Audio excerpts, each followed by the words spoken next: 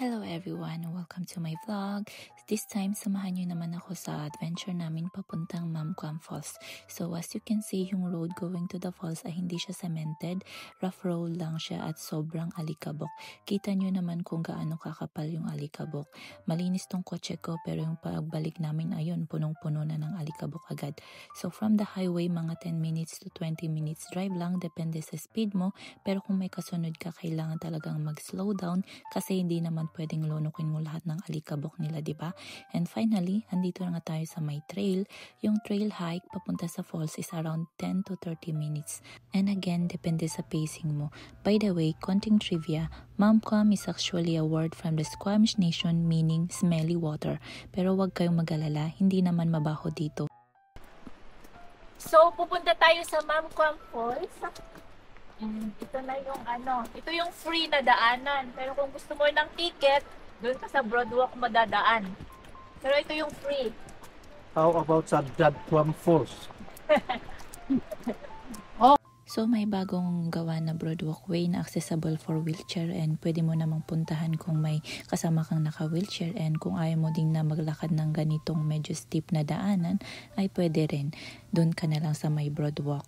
And yung Broadwalk naman ay typical ng Broadwalk na katulad lang nito. Ganito pero pinaganda lang. Oh, Broadwalk! Broadwalk! Ito ang original. Broadwalk na yan. And dito pa lang maririnig mo na yung daloy ng tubig dyan sa may baba. And nakikita nyo naman, oh, ang ganda ng trail talaga kahit ganito kahirap pero sobrang ganda. And mostly covered ito ng mga lumot kaya talagang sobrang natural and nagpapatingkad talaga ng kulay. Ito pa na falls. Kaya nagmamadali. Here is the Si mama naman, sabi niya nasaan daw yung falls. Siyempre, papunta pa lang kami doon. Excited much, nagmamadali masyado. Buti na lang maaga kaming pumunta dito and walang gaanong tao na pumupunta pa. Kami actually yung unang pumunta dito sa trail na to. Kaya walang tao na disturbo sa pagpapicture. Kaya na-enjoy namin talaga yung papunta dito sa my falls na to. And wala pa rin katapusang paglalakad. And dito, yan yung spot na pupuntahan natin mamaya. Pero magpapatuloy pa rin tayo papunta dito sa may Mamquam Falls. And ito na nga, malapit na nga tayo. And tadan! Medyo disappointed lang talaga ako kasi usually yung kulay nito ay bluish green. Very bluish green and sobrang ganda talaga sa picture. Pero ngayon, ang kulay ay milky white.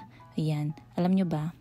Ang dahilan ay ang water ay puno-puno ng napaka-pinong sediment na galing sa may glacier, tinatawag na rock floor or glacial floor. Kasi yung glacier na nasa ibabaw ng opal cone, kapag nag-melt, dinadala nito yung fine volcanic ash at sediment papunta sa may creek dito sa Mamquam Falls.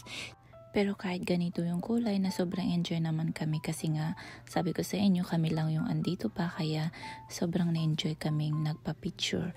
And ito na nga tayo, pabalik na tayo and pupuntahan natin yung spot na sinasabi ko kanina, yung sa may bato. So si mama lang yung kasama kong bumaba dito sa may bato kasi yung daanan na papunta dito ay sobrang hirap and very steep. Kaya kami lang ni mama yung pumunta. Ito na nga, nalapitan ko na yung tubig and sobrang ganda niya talaga actually pero gusto kong puntahan uli ito kung blue na yung tubig. So historically, the area around Mamquam River was very important for the Squamish people for fishing and gathering. Kaya aside from the falls na sobrang ganda, may cultural significance din ito. So after namin kumuha ng mga picture at saka mga video dito sa may area na to, bumalik naman kami at may nakita na naman si mama na gusto niya daw pagpicturan. So ayan na nga dito sa may putol na puno and gusto daw niyang picture na. Tignan niyo naman kung gaano kaganda. Green na green talaga yung paligid. And kung nature's lovers ka, worth itong trip na to lalo kung malapit ka lang dito sa may BC area. And sobrang swerte talaga namin kasi habang pabalik na kami, marami ng tao or yung tourist na pumupunta na dito. Good thing na nakapagkuha kami ng footage na wala pang gaanong katao-tao. And dito nga nagtatapos ang ating vlog. Thank you for watching. Bye!